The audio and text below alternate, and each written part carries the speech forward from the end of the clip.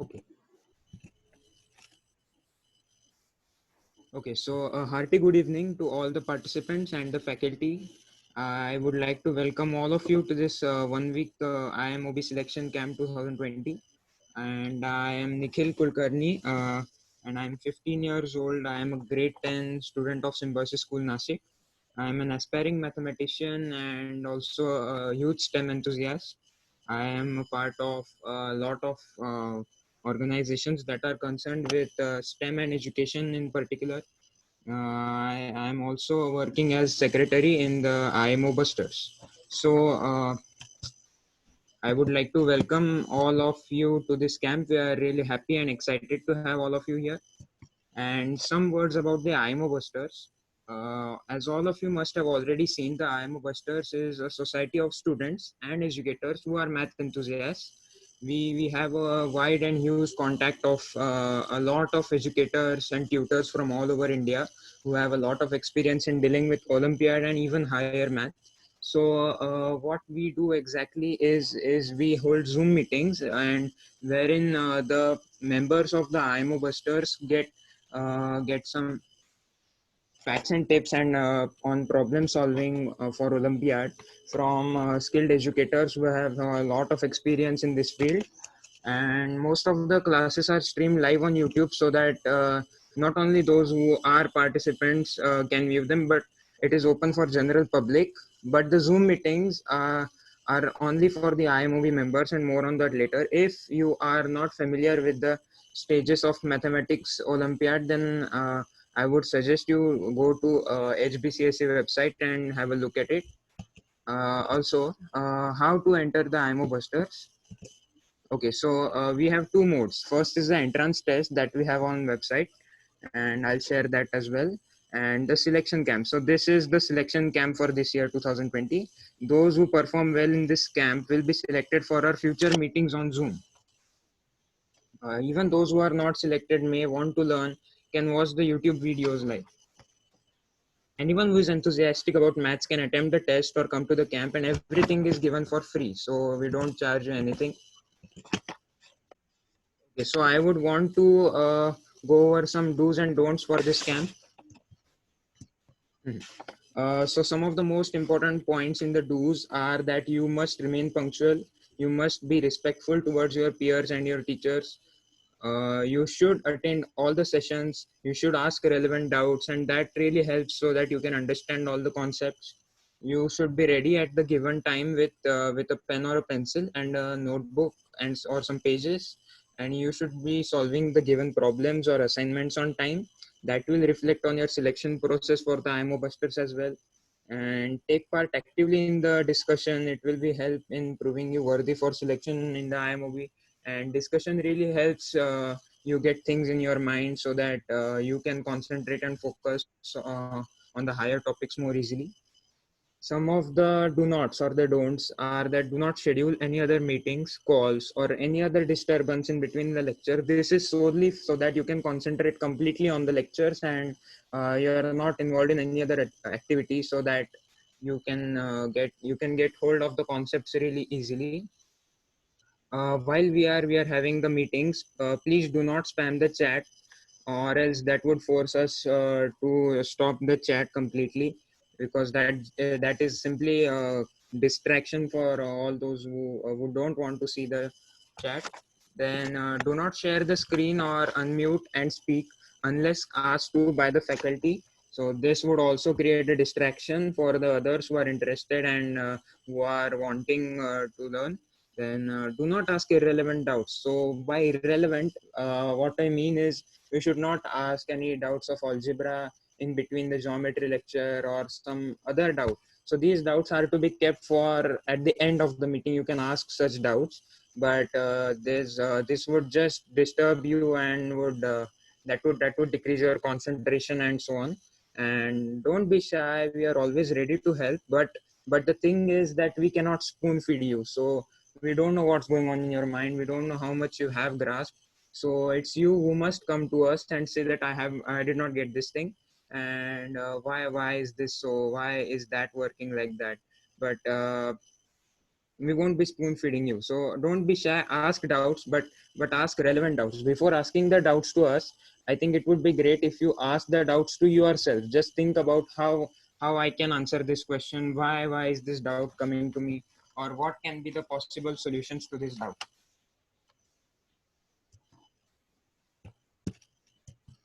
Okay, so about this camp, just going into some details. So those of you who haven't joined the Google Classroom, please join the Google Classroom. The code is given and you most probably have gotten the email regarding it. The pre-reading material is really important. You must have a look at all the pre-reading stuff that has been posted in the Google Classroom. Some of it is extremely important and helps you not only in Olympiad but in all aspects of mathematics and even in sciences or in finance or at school, everywhere. The timetable will be updated regularly, and this is something that you should look forward to. The timetable should be, you should keep a check on it regularly so that what are the meeting ID and password for the next day or the next few days.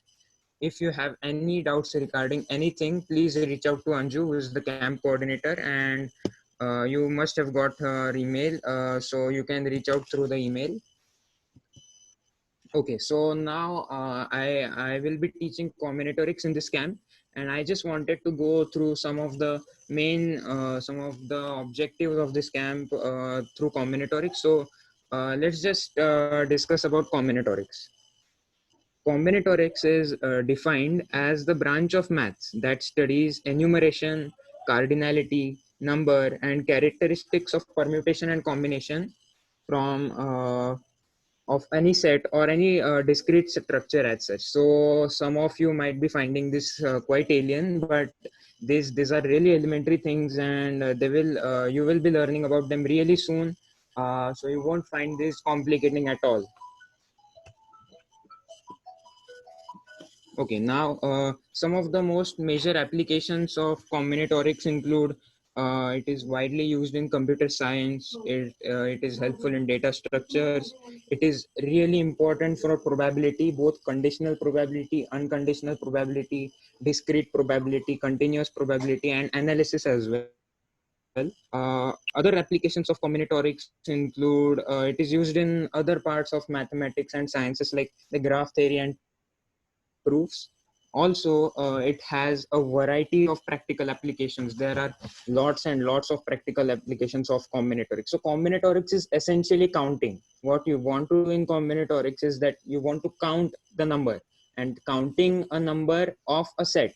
So we will be looking after that in our classes, and a lot of study of combinatorics Pascal, Pierre de Fermat, and Leonard Euler, who were astounding and famed mathematicians of the 17th and 18th century, and they have worked a lot in this field, and they have given us some major breakthroughs in combinatorics, probability, and other structures as well. So I'm really looking forward to teaching you guys these topics and combinatorics, and thank you. I would like to hand over to Imran so that he can continue. Okay, so hello everybody. I am Muhammad Imran, the president of IMOC, and I am the number theory faculty in this camp. Okay, so let me tell you a few things about number theory. Okay, so first and foremost, the father of number theory is Pierre de Fermat. So Pierre de Fermat actually is a very great mathematician.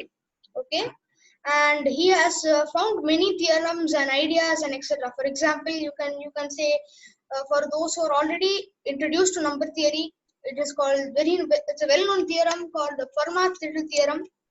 Then you have other theorems like other functions. There is a lot of things that Fermat did. I know only a little, but like there are a lot of things that Fermat did. He has posted many problems, and also I hope that some of you will be knowing the Fermat's last theorem. The Fermat's last theorem states that for for any positive integer n which is greater than 2, there exists no solutions, no integer solutions to the equation a power n plus b power n equal to c power n. So this is what Parma said, and he gave it as a problem, and mathematician Andrew Wiles proved it, I think 6 or 7 years ago. I think so, yes. So that much of a great mathematician is Pierre de Fermat. And secondly, number theory. Okay, I'm going to define what number theory is. It is a branch of pure mathematics devoted to the study of natural numbers and integers. So what are natural numbers? Okay, fine. Let me tell you what integers are first. So you see, it is a really simple answer when you are asked in school or any other area. What is an integer? People say that integers are like, for example, 5, 6, 7, 8. That is the definition which we are given in school. But there is an even better definition, and they may be even better. So let me give a definition. Integers are also real numbers, a real number without a fractional part. For example, say we have 7. 7 has no fractional part, so 7 is an integer. So take any number, negative or positive. Okay. If it has a fractional part, it is not an integer. If it does not have a fractional part, when I mean it does not have a fractional part, I mean that the fractional part is 0. So then if such a case comes, then that number is going to be an integer. So now I think you're clear with what an integer is. Now we are moving on for, say, for example, what are natural numbers? It's easy. Natural numbers are just positive integers. That's all. Okay, so here's a quote about number theory. I hope all of you know that mathematics is the queen of all sciences. It was quoted by some person, but this mathematician Gauss, he quoted that number theory is the queen of all mathematics. First of all, mathematics is the queen of all sciences, and number theory is the queen of all mathematics. So you can imagine how good number theory, how interesting number theory might be. Okay, so now we will move on to a few applications of number theory. Okay, number theory is widely applied in areas like cryptography. Okay, I will tell you two instances where number theory is applied in cryptography. First instance is say the RSA algorithm. So RSA algorithm was developed by three mathematicians. Three mathematicians to say, Rivest, Shamir, and Adleman. If you want to look at their full names, you can go and look at it in the internet. But the RSA algorithm is framed by Rivest, Shamir, and Adleman. So the RSA algorithm or the RSA encryption is actually the best encryption found in it's the best encryption for now. Okay, so let's move on to how the RSA encryption is formed. So before that, let me tell you what encryption is first of all. Say for example, you are chatting with two friends. You are chatting with a friend. You two are chatting. Okay. And you are sending some messages. So if some intruder is able to find those messages, it is not a problem. It is not a big problem. Okay, it may be a problem, but I don't want to go to the cases where the problem arises, but it is not a problem anyway. But when you are taking the case of military, security, and all those people, when they are communicating, when two departments are communicating and an intruder finds that is a big problem. So we need to somehow hide the message. Only you want to share it with one set of people. Only that set of people should get to know the message. So how to do that? That process is what is called cryptography or encryption. So what the RSA algorithm does, it does that exactly. All the cryptographic algorithms do that only. The RSA algorithm is purely made out of number theory. So there are a few functions which the RSA algorithm is made out of. So the functions are the Euler-Stochern function, and it also uses a theorem called the Euler's theorem. These two we will not discuss in this camp, but if you are really eager, you can go and look at it in the internet. And moving on to the Diffie-Hellman encryption. Okay, the Diffie-Hellman encryption is not as good as the RSA algorithm, but it was a clever trick. So that also uses modular arithmetic, some amount of modular arithmetic. So this is how these are the areas where number theory can be applied. There are a lot of other areas like numerical integration and etc. There are a lot of other areas. I don't know them. I only know these areas where number theory is applied. So I think you have got an interest towards number theory, and I'm looking forward for um, taking this topic in the camp. So over to Chinmay Bagmar. Yes. Yeah, Imran. Working on an algebra equation is like finding a treasure. In the end, everything that matters is finding the x. Hello, everybody. I am Chinmay Bagmar, the Vice President of IMOB, and I am the algebra faculty in this camp. So I welcome you all in this camp. I will tell you a gist of little bit algebra, what the algebra means. The word algebra comes from the two words al and jibra. These are the Arabic words. Al means the and the jibra means reduction. Means the algebra means the reduction. Algebra is one of the broad parts of mathematics together with number theory, geometry and analysis. In its most general form, algebra is the study of mathematical symbols and the rules for manipulating these symbols. It is an unfined thread of almost all of mathematics. It includes everything from elementary equation solving to the study of abstraction such as groups, rings and fields. The more basic parts of algebra are elementary algebra, the more abstract parts are called abstract algebra or modern algebra. Elementary algebra is generally considered to be essential for any study of mathematics, science, or engineering, as well as such applications as medicine and economics. Abstract algebra is a major area in advanced mathematics studied primarily by professional mathematics. Elementary algebra differs from arithmetic in use of abstractions such as using letters to stand for numbers that are either unknown or allowed to take on many values. For example, in equation x plus 2 is equal to y, the letter x is unknown, but applying additive inverses can reveal its value x is equal to 3. In E is equal to mc square of Einstein's equation, the letters E and M are variables and the letter C is a constant, the speed of light in a vacuum. Algebra gives method for writing formulas and solving equations that are much clearer and easier than the older method of writing everything out in words. The word algebra is also used in certain specialized way. A special kind of mathematical object in abstract algebra is called an algebra, and the word is used, for example, in the phrases linear algebra and algebraic topology. A mathematician who does research in algebra is known as algebraist. Now I will let you know to some concepts of algebra and some fields of algebra. Elementary algebra. The part of algebra that is usually taught in elementary courses of mathematics is called elementary algebra. Abstract algebra. Abstract algebra means in which algebraic structures such as groups, rings, and fields are axiomatically defined and investigated is known as abstract algebra. Linear algebra. Linear algebra is a field in algebra which specifies the property of linear equations, vector spaces, and matrices are studied. In this course of time, we will do linear algebra and Boolean algebra. Boolean algebra is a branch of algebra abstracting the computation with the truth values such as false and true. Again, theory comes of commutative algebra, the study of commutative rings. Computer algebra. Computer algebra is the algebra in which we implement algebraic methods such as computer programs and algorithms.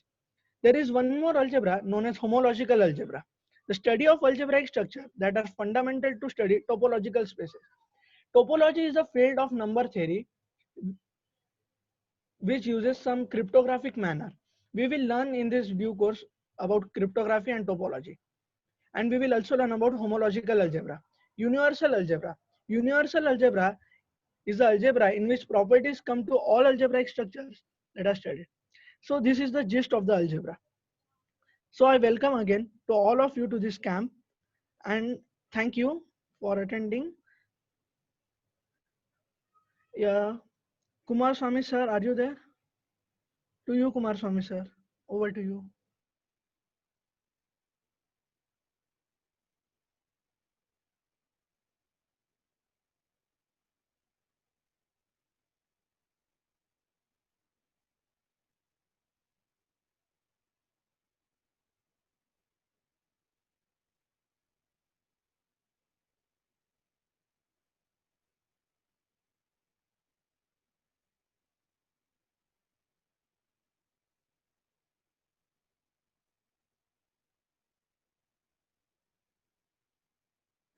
Hello, sir. Yes, sir. It is your turn, sir.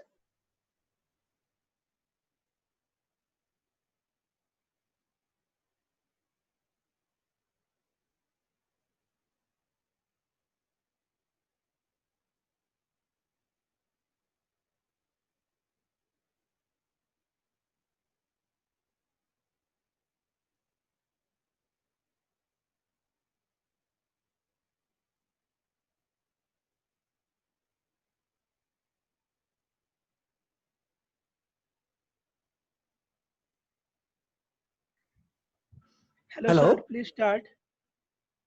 can you hear? Yes, sir. Okay. Yes, sir. Yes, sir. Uh, on this occasion, I'm very happy to welcome all the people and all the participants to join in this program. Really, all the youngsters join together, exchanging their ideas to you people, and their idea is the objective is to all the people must interest in this mathematics, and they're also in the future they want to become a future mathematicians. So I'm going to give a uh, lecture about what is called geometry. Regular class I'm going to take in geometry. Actually, in those days, people thought mathematics is king of all subjects, king of all the arts and queen of all sciences. But in 21st century, it is rearranged as mathematics is a nucleus of all the subjects. So all the substance made out of atom, and all the atom without nuclei, no atom will be exist. Same way, without mathematics, nothing will be exist in the world. That means mathematics is very, very important. Mathematics is it a subject? It is not a subject. It is already embedded in a human brain. You see, a spider is a small insect, and then in that insect have a very, very small, tiny brain, and it's constructing beautiful architect, structural engineer, web, and then irregular polygon, all the things very beautiful. You see, bee, honeycomb was conducted, was constructed in a regular hexagon. The regular hexagon, even if you use geometry also, you can't get it. So all the mammals, the insects, everything, they know geometry. But only human beings are thinking it is a geometry, is a subject, we should know into that, we probe into that. But it is already within us. But what is the use of this? You to just reading all the things, you should tap already which within you. So that is why we are conducting these camps. Actually, we have in 21st century geometries are there. So father of the geometry, Euclid, thought is world is flat. They found out what is called a plane geometry. Then afterwards, uh, world is spherical, and they formed as a spherical geometry. And afterwards, what about that in the cosmology, things are going on, stars and planets and all the things. So they started 3 dimension, and then there are so many geometries they formed. Now, recently it is called a fractal geometry. So Vivekananda said, where is infinity? Infinity is not anywhere within you. If you go and probe and probe and probe, then your mind will approach the infinity. Not the infinity is something anywhere to search it. So that is a brain must have a potentiality to probe. So for all these things, these are the camps create the interest, and based on that, in the 21st century, you can see the Google and everything. Only you must have a potentiality to probe. To probe, then you will become excellent in that. Then you will understand what a potentiality within you. Otherwise, the teacher teaches you just understanding, write the exam and get marks. That's no use at all in nowadays. Nowadays, it's a challenging world. And then you will enjoy also what is the mathematics, what is the geometry. So Newton, before that, what is actually Newton thought uh, when he was in the grandmother's house, the apple was fell down. And then he's asking the question, why the apple is not, why it's coming down, why it not go up? So this is an idiotic question, creates a great mechanics. calculus and so many things. So what is that? You should raise the question first. That is, create a doubt notebook within you, and that write all the doubts, and don't ask the doubts, ask within you, and it needs an what is called not inquiry, that is called inquiry. Then you will understand everything. So mathematics is fascinating, but some people got fascinating. When say maths, you got a fussness. So when you read all the things and so many ideas, if you probe that, definitely mathematics it create a fascinating and not fascinating. So geometry is a very beautiful subject, and theorems are very, very, very beautiful thing. Based on the theorem, if you solve a problem, then we'll be very happy with that. So with geometry and algebra are related. That is why, see, numbers are so many numbers are there. Number theory, it's called a Pythagorean number, and it made it of rectangle, triangle, hexagonal numbers, triangular numbers, with all the things, the combinatorics, everything related to the number. So when you take any, you see a nature, everything, even atomic structure, everything, cell biology, everything geometry. So you can enjoy it. I'm going to take some classes in the geometry about midpoint theorem and other things. You can see it, and this is not a class. You should enjoy it. You can interact. We both are exchanging our ideas. So in that way, try to involve yourself, and then when you're taking notes and probe into that and get some doubts, and next class you have to ask some questions.